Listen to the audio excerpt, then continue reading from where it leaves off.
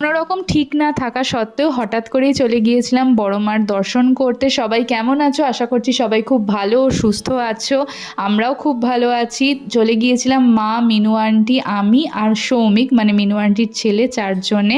আমাদের বাড়ি থেকে সহজে যাওয়া যায় নৈহাটি, সেটা হচ্ছে চুঁচুড়া থেকে ফেরি করে নৈহাটি ঘাট থেকে বড় মার কাছে খুব তাড়াতাড়ি পৌঁছে যাওয়া যায়, কারণ ওখান থেকেই বড় মা ঘাট এইগুলো শুরু হয়ে যায়। তো যেহেতু গঙ্গার ওপরে ছিলাম, তো আমার তো একটু ঠান্ডার প্রবলেম আছে, তো সেই জন্য আমাকে এত প্রোটেকশন নিয়ে যেতে হয়। আর নেবেই মানে গঙ্গার ঘাট থেকেই দেখতে পাই এরকম একটা লম্বা লাইন হয়েছে।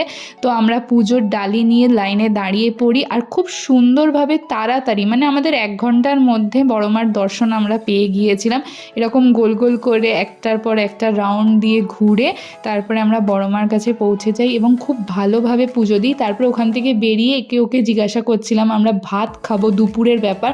তো অনেকেই বলে দিল এই চুমুক বলে যে জায়গাটা, এটা বাড়ির মধ্যে করা, এনাদের নিরামিষ খাওয়া দাওয়া এবং প্রচণ্ড ভালো ব্যবস্থা, পরিষ্কার পরিচ্ছন্ন, অনেক রকম আইটেম দিয়ে আমাদের নিরামিষ থালা করে দেয়। খুব ছোট্টর ওপর খুব সুন্দর জায়গা। দেখা হচ্ছে পরের মিনি ব্লগে, টাটা।